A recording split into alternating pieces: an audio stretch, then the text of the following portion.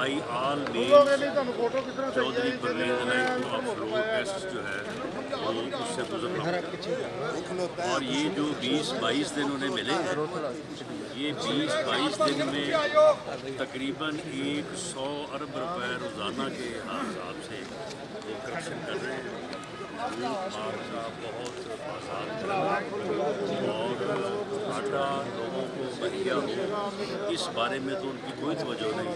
لیکن توجہ اس بات پہ ہے کہ ماسٹر پلان جو ہے وہ منظور ہونا چاہیے۔ اور اس طرح کے جو یعنی پیدا گیری کے کام ہیں، یونیورسٹیاں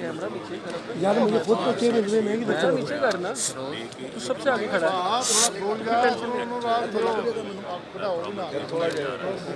اس طرح سے یہ معزز بینچ نے